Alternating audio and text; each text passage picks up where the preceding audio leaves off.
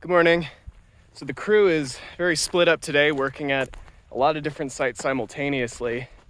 And I am supervising a couple of excavation sites right now that are almost ready to jacket. So the other day I showed you a very basic jacket that we put together made out of medical plaster bandages. But for the bones we're working on right now, we need something a little more heavy duty. So I'm gonna be hand mixing some plaster. We're gonna soak it in burlap, and then we're gonna wrap it around the fossil. I'm gonna show you each of those steps. This is one of the sites that we're working on right now. Let's go take a look. Hi everyone, I'm Jessica Noviello, and I've been helping to excavate this bone here. We're not quite sure what it is yet, but we have a couple of educated guesses, thanks to Dr. Andrew McDonald. So over the past couple of days, what I've been doing and what many others have been doing, including Sherman Moeller, Mariah Heck, and Dr. Joni Kane, we've been taking all of the rock from all around this area and just cutting down all of this mudstone. And you can actually see that it's kind of flaking off. That makes it a little bit unstable. So what we're going to do after we finish, this is called trenching, is removing all of the bone or all of the rock from around the bone. We're actually going to glue some of the rock together to make it a bit more stable before we jacket it up and take it out of the field. So the trench is finished all the way around. You can see we have dug, and that way when we finally put a cap on this, we can just cut underneath and then move it off. But first comes the plastering process, which we are gonna get started shortly. So right now we are applying wet tissue paper to the bone. That way we can create a barrier in between the plaster bandages and the actual fossil. That way we're not damaging it. And next we're gonna mix some plaster. Chicken leg. Big chicken. Lunch break, lunch break. We are on a lunch break. What are you eating? Fruit snacks.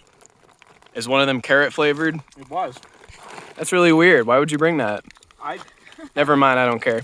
So we're cutting strips of burlap that will eventually be soaked in water for a little bit and then plaster. So for the plaster making, we're starting with water and adding the plaster in as opposed to starting with plaster and adding the water in, because it's much better to get the right consistency without it drying out midway through. So you're going to pour basically a mountain right into the middle of this bucket until the top is like peeking out. So keep it going.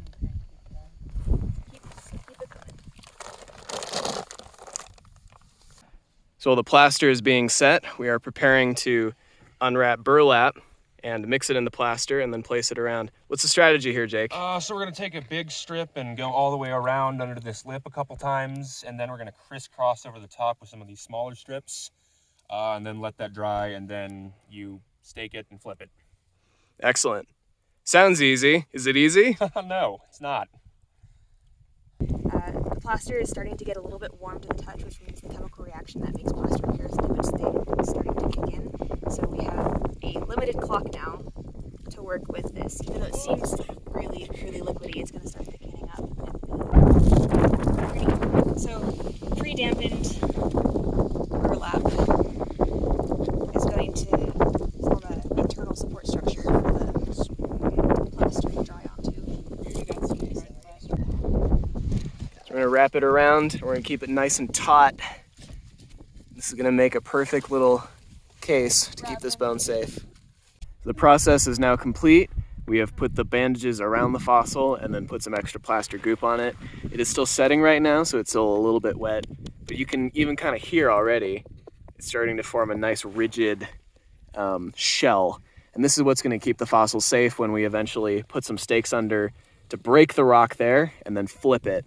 And as we take it home to California to clean up, this will prevent it from breaking up. And as is tradition, we have created a little snowman out of the remnants. Looks a little bit more like a penguin this time, which I am totally okay with. So that is the jacketing process.